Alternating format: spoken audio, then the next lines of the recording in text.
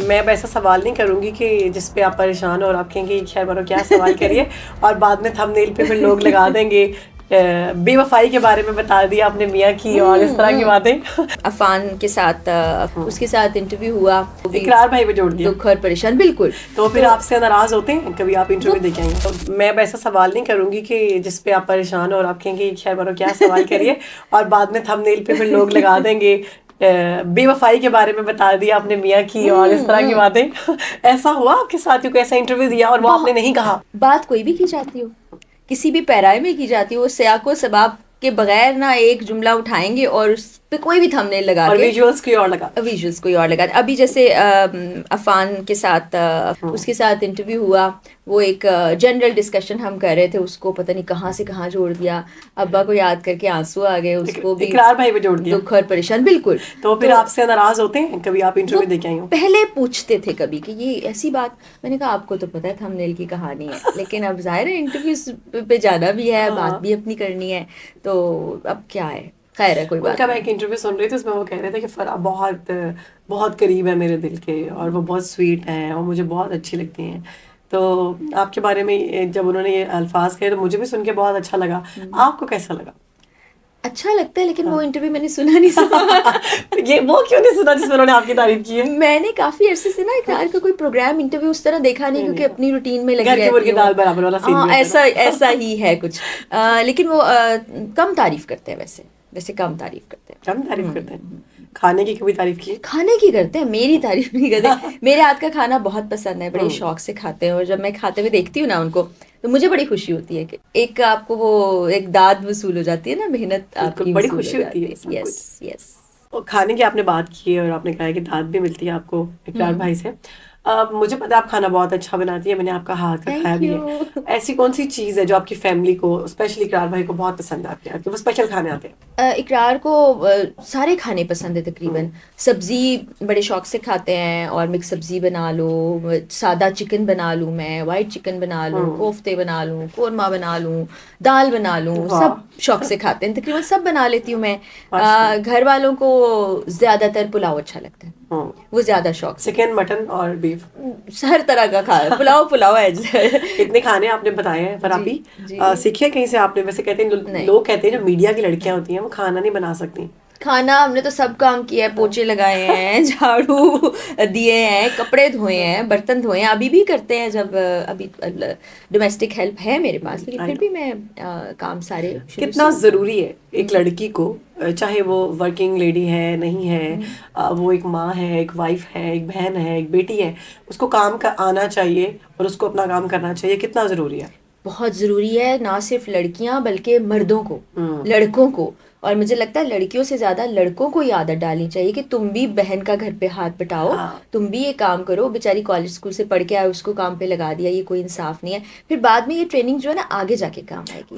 Wife का साथ देना कितना ज़रूरी? बहुत ज़्यादा ज़रूरी है। अब आप देखें ना, एक वर्किंग वुमन है, वो काम पे जाती है, वो घर आती है, वो बच्चों को भी पालती है, शौहर को भी पालती है, इन अ सेंस कि शौहर जो है वो बड़ा बच्चा होता है, वो बच्चों की तरह ही बीवी के सामने बिहेव करता है। तो इतना बर्डन एक इंसान पर डाल देना और फिर बाद में शिकायतें उसी खातून की करनी, ये भी बड़ी गलत स्ट्रैटेजी है।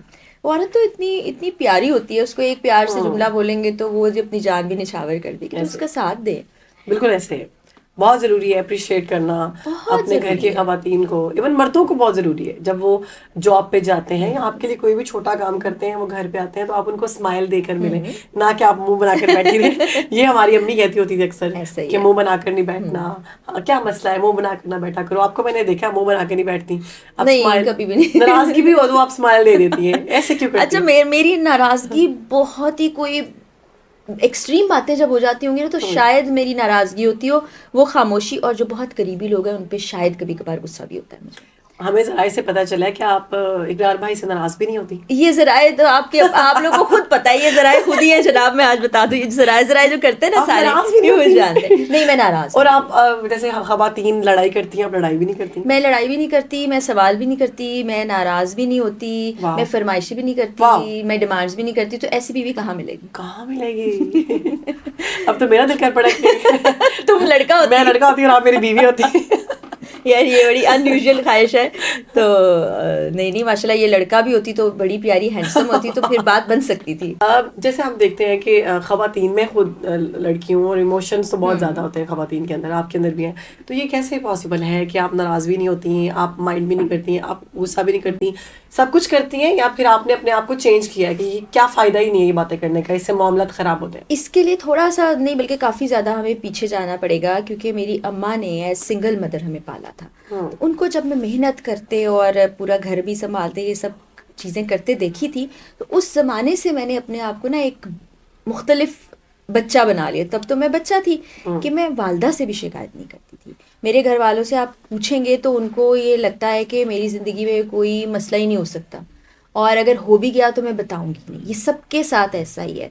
तो वो मैं अपने तक रखती, ज़्यादातर जो चीज़ें होती हैं अपने तक रखती हूँ और उसको खुद से रिजॉल्व करने की कोशिश करती हूँ, अल्लाह से दुआ करती हूँ और वो हो भी जाता है। बाकी गुस्से पे कंट्रोल, फीलिंग्स पर कंट्रोल, किसी से तवक्को ना लगाना, रब के ज़्यादा करीब होना, ये मैंने वक्त के साथ साथ तजुर्बात से और दुनिया से इर्द गिर्द से सीखा है। Very nice. ये आप सीख लेते हैं वक्त के साथ साथ, क्योंकि जितना ज़्यादा आप डिपेंडेंस रखेंगे किसी और पर, उतना ज़्यादा आपके लिए मुश्किल हो जाएगा। ये तो मैं दीन भी कहता है ना कि उम्मीदें ना वाबस्ता करें किसी से। और ये बड़ा नेचुरल बात है हाँ। कि अब मैं सोचूं कि बानो ने ऐसा करना है और वो ना हो तो फिर मुझे बुरा हर्ट लगता है। हर्ट और होगा। अगर मैं ये ना सोचूं कि बानो ने कुछ करना ही नहीं और बानो करे तो फिर मुझे कितनी खुशी होगी। वाह, तो बहुत अच्छी ये मिसाल। स्ट्रैटेजी है मेरी और मुझे बड़ा फ़ायदा भी पहुंचता है इससे, और इसलिए मैं आप लोगों को ऐसे नज़र आती हूँ कि हर वक्त एक खुश अंदर से मुतमईन। लेकिन देखिए, लोगों को ऐसे लगता है सोशल मीडिया पे लाइव देखे कि फराह इकरार जो है ना, इसकी जिंदगी में तो कोई गम है ही नहीं, इसकी जिंदगी में गम आ नहीं सकता, पैसा इसके पास बहुत है,